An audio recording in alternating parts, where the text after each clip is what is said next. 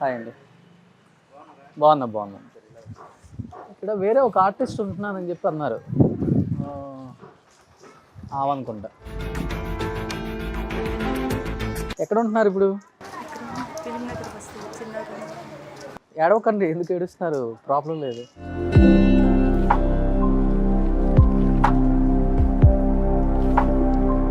ఒక చిన్న గది ఒక మనిషి మాత్రమే పట్టగలదు. ఎందుకమ్మా ఇంత కష్టం వచ్చింది అసలుకి? ఆయన ఎప్పుడో ఏదో అనుకున్నాడు, కుదరలేదని అలా చేసేసాడు. ఇంకా అప్పటి నుంచి ఇంతవరకు ఆయన రానివ్వడు నాకు. అంటే దీంట్లో ఒకటి రాశారు, 86 నుంచి నాకు వేషాలు రానివ్వలేదు అసలు ఎవరు. రానివ్వలేదు అంటే ఇండస్ట్రీ వాళ్ళు రానివ్వలేదా, లేకపోతే ఒక వ్యక్తి ఆపేశారా? సెకండ్ వైఫ్గా ఉండమంటే ఉండలేదని ఆయన కక్ష బట్టి ఇలా చేశారు. పిచ్చిది అని ప్రచారం చేసి నిజంగా మెంటల్ అయితే బాగుండు. ఒక నరకం చూస్తున్నారు అనమాట బతికుండి. నేను ఆర్టిస్ట్ అని చెప్పుకున్నా ఆర్టిస్ట్ పిచ్చిది అంటారు. మీరు ఇబ్బంది పడొద్దు, ఇది సుమన్ టీవీ తరపున నేను మీకు ఇస్తున్నాను. మనుషుల్లో దేవుడు అని అంటారు కానీ బాబు నీలో దేవుడు కనిపిస్తున్నాడు నాకు. అలా ఏముండదు, హ్యాపీగా ఉండండి. ఏదైనా ఇబ్బంది ఉంటే కూడా మా టీంకి ఫోన్ చేస్తే కూడా మీకు చూసుకుంటారు, ఇంకా ఏదైనా కావాలన్నా కానీ. Hi hello, welcome to Suman TV. నేను మీ రోషన్.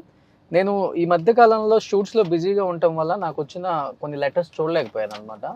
చాలా లెటర్స్ చదివినప్పుడు నిజంగా చాలా హార్ట్ టచింగ్ అనిపించింది. వాళ్ళందరికీ కూడా ఏదో ఒక రూపంలో హెల్ప్ చేపిస్తూనే ఉన్నాం. లోకల్ నియోజకవర్గాల్లో ఉన్న లీడర్స్కు చెప్పి, లేకపోతే అక్కడ ఏమన్నా ఎమ్మెల్యేస్తో మాట్లాడి ఏదో విధంగా మనంతు సహాయం సుమన్ టీవీ తరపున ఏదో విధంగా కాంట్రిబ్యూషన్ అయితే తప్పకుండా ఉంటుంది.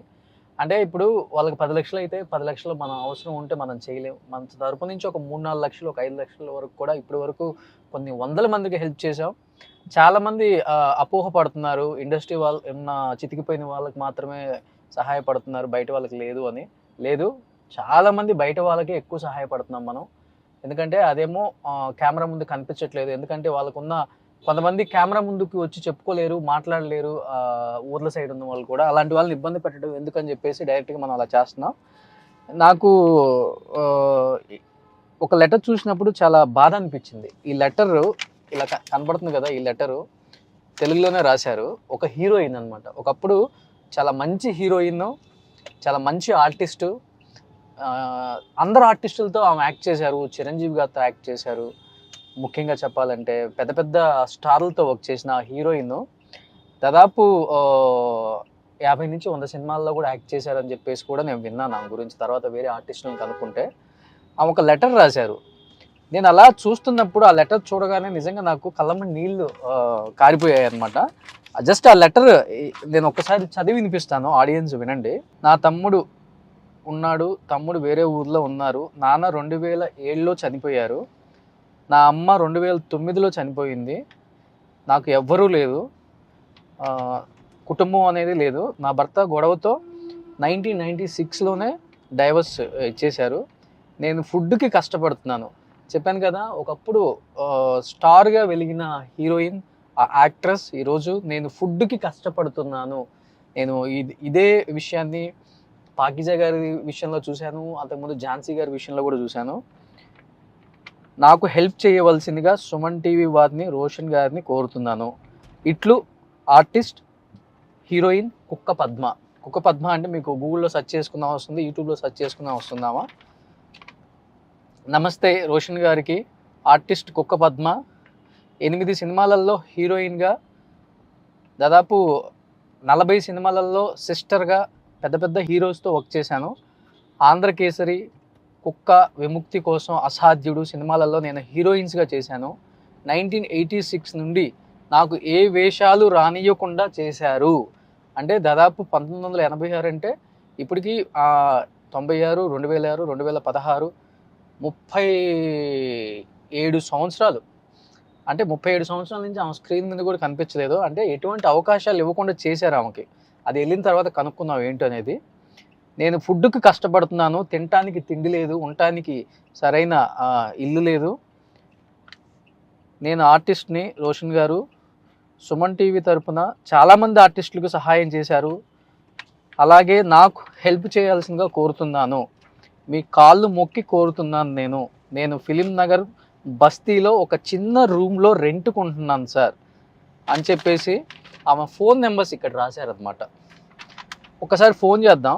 మనం వేరే షూట్ నుంచి వెళ్తున్నాం అంటే ఆన్ ద వే కదా అని చెప్పేసి ఈ లెటర్ తీసుకొని రమ్మని చెప్పాను. 263837.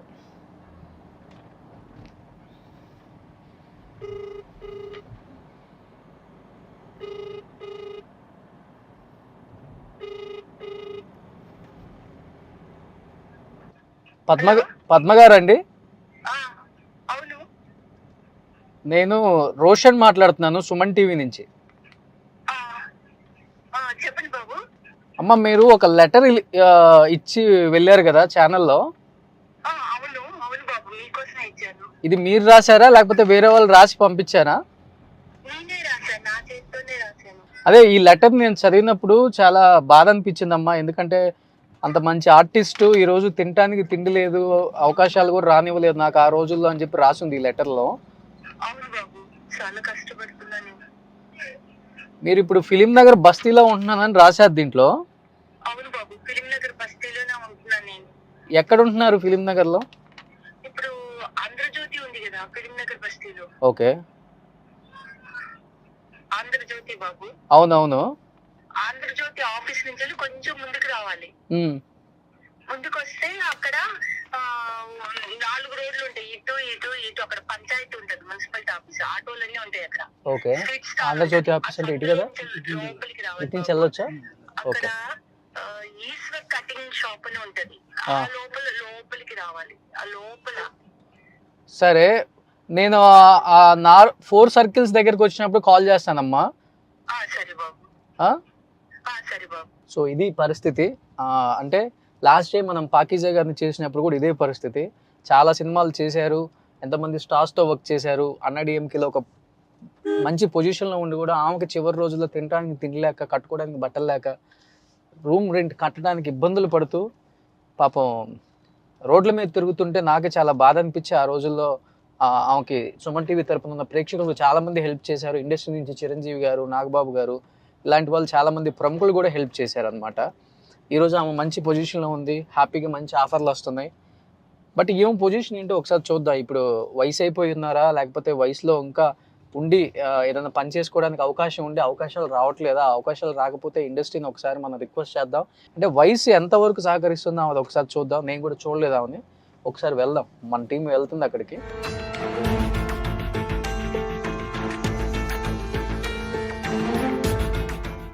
ఇది మున్సిపల్ కార్పొరేషన్ ఆఫీస్ ఇదేనా? హలో అమ్మ, నేను రోషన్ని. ఇక్కడ మున్సిపల్ కార్పొరేషన్ ఆఫీస్ ఉంది, అవును బాబు. దానికి రైట్ తిరగాల?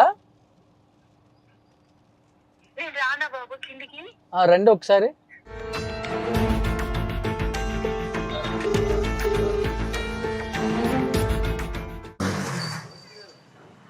హాయ్ అండి, బాగున్నా.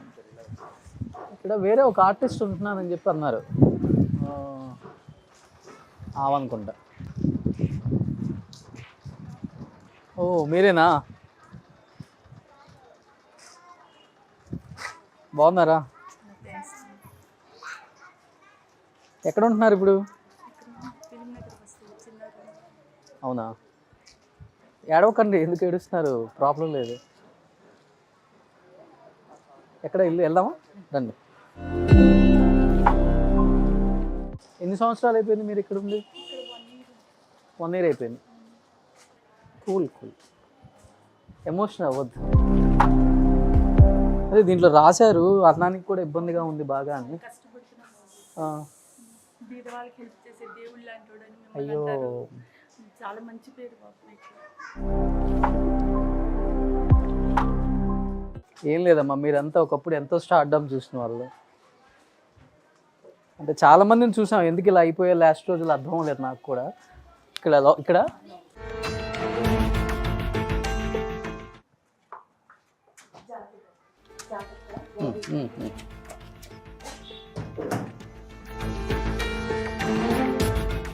బా నిజంగా ఒకప్పుడు ఒక వెలుగు అంటారు పద్మ గారు మీరు. అలాంటిది ఒక చిన్న గది ఒక మనిషి మాత్రమే పట్టగలరు. నేను ఇంకా కొంచెం ఒక మంచి ఇంట్లో సింగిల్ బెడ్రూమ్లో ఉంటారేమో అనుకున్నాను. అలాంటిది ఒక చిన్న గది ఒక మనిషి మాత్రమే ఉండగలరు. ఎందుకమ్మా ఇంత కష్టం వచ్చింది అసలుకి? నిజంగా ఫస్ట్ ఒకప్పుడు వయసులో ఎలా ఉన్నారో చూడండి ఆమె ఒక్కసారి. ఏజ్లో ఉన్నప్పుడు ఎలా ఉన్నారో ఒకసారి మీకు కనిపిస్తున్నారు. ఇక్కడ చిరంజీవి గారితో యాక్ట్ చేసినవి.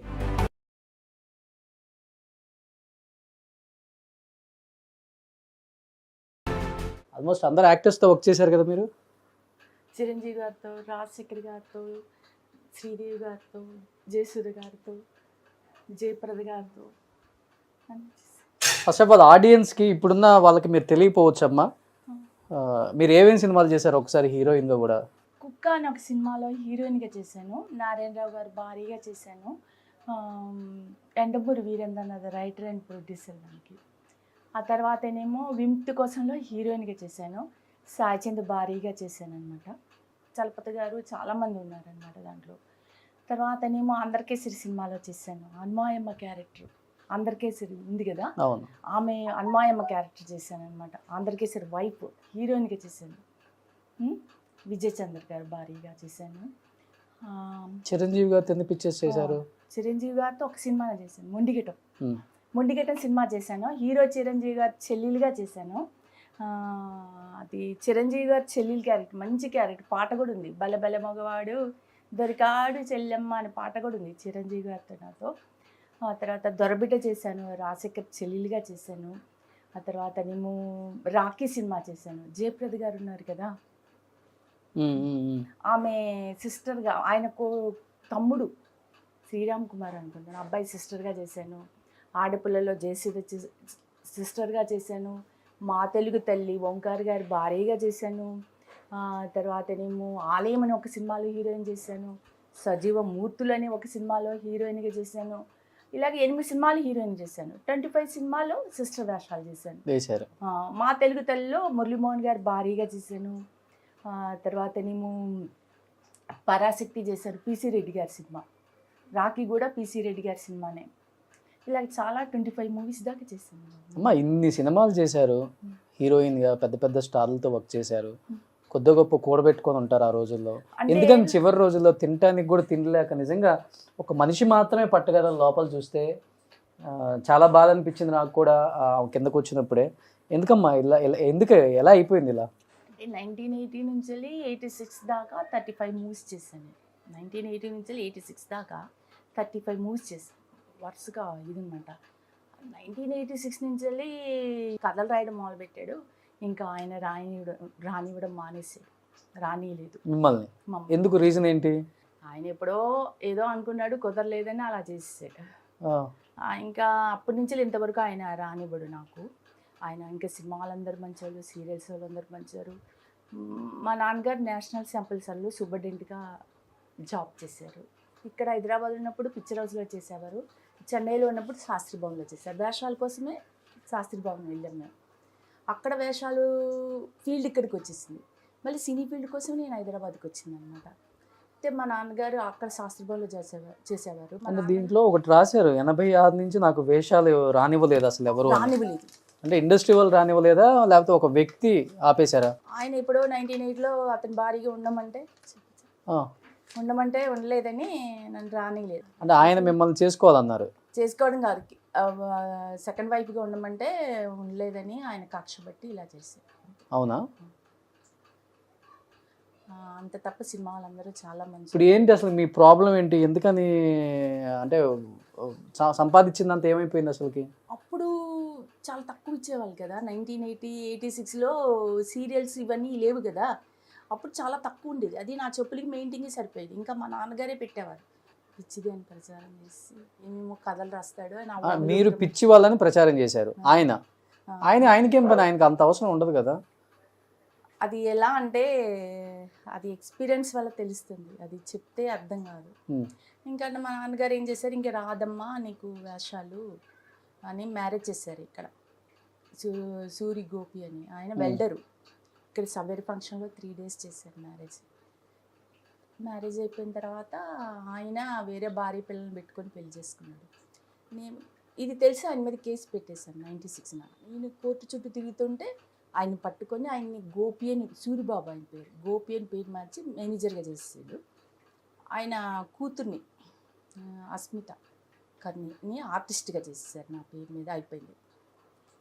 అయిపోయిన తర్వాత పెళ్లి కాదు షూటింగ్ అని కొట్టేపించుకున్నారు. ఆ జడ్జిమెంట్లు కూడా ఉన్నాయి నా దగ్గర. ఇంకా అయిపోయినాక ఇంకా మా నాన్నగారు 2007 చనిపోయారు. మా అమ్మ 2009 చనిపోయింది హార్ట్ అటాక్తో, నా గురించి ఆలోచిస్తే. ఇంకా ఆ తర్వాత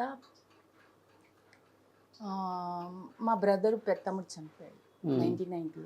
బాబు మిమ్మల్ని చూస్తే బ్రదర్ మా పెద్దమ్ముడే గుర్తుకొస్తుంది.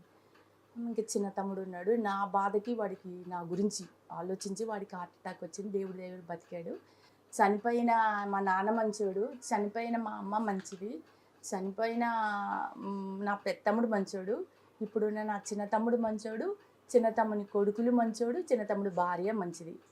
వాళ్ళని కూడా హింసిస్తుంటే వాళ్ళు వేరే దిక్కు బతుకుతున్నారు, నేను ఇక్కడ బతుకుతున్నాను అనమాట. వాడికి 2 కోట్ల అప్పు ఉంది, వాడి కష్టాలు నాకు ఎలా చేస్తున్నారు, వాడిని అలా. ఉన్న ఆస్తులను అమ్మేసుకున్నారా మీరు? అసలు ఆస్తులే మా నాన్నగారు నేషనల్, నాకు మా నాన్నగారు రిటైర్ అయిన 10 lakhs వస్తే నాకే పెట్టారు, నా తమ్ముడికి కూడా ఇవ్వలేదు. అమ్మ ఆడపిల్లవి పెళ్లి చేసుకుంటే నీకు పిల్లలు అవుతాయి అని పిల్లల్ని చేసుకోవచ్చులే అని. నా తమ్ముడికి కూడా ఏమీ లేదు. ఇంకా వాళ్ళు పెళ్లి కాదు షూటింగ్ అని కొట్టేపించుకున్నారు. అది ఇంకా ఇప్పుడు ఏంటి మీకు ప్రాబ్లం? తినడానికి కూడా ఇబ్బందిగా ఉంది బాగా? ఇబ్బందిగా ఉంది, తినడానికి కూడా. వేషాలు ఇవ్వరు, మెంటల్ అని ఎవరు, పాపం సినిమా వాళ్ళు మంచి వాళ్ళు, ఎవరైనా వేషం వస్తే వీళ్ళు తీయించేస్తారు. డబ్బింగ్స్ ఇవ్వరు, డబ్బింగ్కి వెళ్తే ఇవ్వనీరు అంటే వాళ్ళు భయపడతారు. పిచ్చి వాళ్ళని ముద్ర వేసారు మీకు? యా, ఇవ్వరు. ఇంకా వేషాలు రావు, ఈ డబ్బింగ్స్ రావు. ఫోన్లే అని చెప్పేసి ఇక్కడ పాపం ఇన్ని రోజులు నా తమ్ముడే చూసాడు. తమ్ముడు పంపిస్తే ఏదో ఇంత బతకడం. మరి ఏం తింటున్నారు మీరు? అయితే నేను అప్పుడు ఇక్కడ ఏదైనా జాబ్ చేసుకొని వెళ్తే అక్కడికి వచ్చేస్తారనమాట. మెంటల్లీ సరిగ్గా లేదు, ఆ పిచ్చి కనుక్కోండి ఈ పిచ్చి కనుక్కోండి అని మొదలు పెడతారు. వాళ్ళు ఏం చేస్తారు, నన్ను తోసేస్తారు. అంటే అవతలు వచ్చిన వాళ్ళని ఏం అనలేరు కదా, ఎందుకు వచ్చినప్పుడు నన్ను తోసేస్తారు. అదనమాట. నెలవారు తెచ్చుకునే ఎలా తెచ్చుకుంటున్నారు మరి సరుకులు కానీ? డబ్బులు లేవు కదా మరి ఎట్లా? మా పెన్షన్ ఇస్తుంది. ఎంత ఇస్తున్నారు? 6,000 ఇస్తున్నారు. నా తమ్ముడు కొంచెం పంపిస్తుంది. ఇది రూము? ఇది 6,000 దాకా అవుతుంది. ఇది రెంట్? రెంట్ ఇది ఒక మనిషి మాత్రమే పడతారు ఈ ఇంట్లో. ఈ రూమ్ కూడా 6,000 రెంట్, 5,000 రెంట్, కరెంటుతో మొత్తం 6,000. మా ఫంక్షన్ వచ్చింది మీకు అయిపోతుంది. మా బ్రదర్ పంపేది ఫుడ్కి, మిగతా వాటికి సరిపోతుందా? అది కష్టంగా ఉందని నేను అంటున్నాను. మెంటల్ అని ముద్ర వేసినప్పుడు ఏమనిపించింది పద్మ గారు? నిజంగా మెంటల్ది అయితే బాగుండు. యాక్చువల్గా మెంటల్ది నిజంగా అయిపోయింది అనుకోండి, దానికి ఏం తెలీదు, అది ఏం విషయం ఏంటి ఏం తెలీదు. హాయిగా నవ్వుతుంది, హాయిగా బతుకుతుంది, అవి తింటే పడుకుంటే, దానికి అసలు కష్టాలు సుఖాలు లోకం జనాలు అని ఏం తెలియదు. మనం పిచ్చి లేకున్నా పిచ్చిదాన్ని చేసిస్తే ఇక చాలా నరకంగా ఉంటుంది. ఈటీవీ, జీటీవీ, మా టీవీ, జెమినీ టీవీ జనాలు ఈ ఎవరో మొగుళ్ళని ఫాలో అవుతున్నారు, నాకు తెలియదు. ఏ మొగుడు లేడు. ఇది ఒక్క సూర్యగోపితో పెళ్ళయింది, డైవర్స్ వచ్చేసింది అంతే. వీళ్ళందరూ కలిసి వచ్చిన డబ్బుని పంచుకుంటున్నారు అన్నమాట. పిచ్చి అని ఉంటే నిజంగా పిచ్చిదాన్ని అయిపోతే బాగుండు.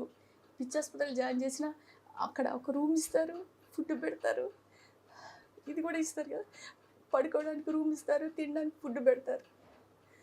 ఇదనమాట. పిచ్చి లేకున్నా పిచ్చి అని ప్రచారం చేయడం వల్ల చాలా కష్టంగా ఉంటుంది. సో ఒక నరకం చూస్తున్నారు అనమాట బతికుండి. ఏదైనా సినిమా వాళ్ళ దగ్గరికి వెళ్ళినా అసలు జనాలు ఎవరు గుర్తుపట్టరు నేను ఆర్టిస్ట్ అని, మర్చిపోయారు అందరూ ఆల్మోస్ట్. నేను ఎవరైనా పలానా వేషం చేశాను ఆర్టిస్ట్ని అని చెప్తే, పిచ్చిదండి ఇది ఏం ఆర్టిస్ట్ అని చెప్పుకుంటున్నా, అంటే నేను ఆర్టిస్ట్ అని చెప్పుకున్నా ఆర్టిస్ట్ పిచ్చిది అంటారు. అట్లా ఉంది.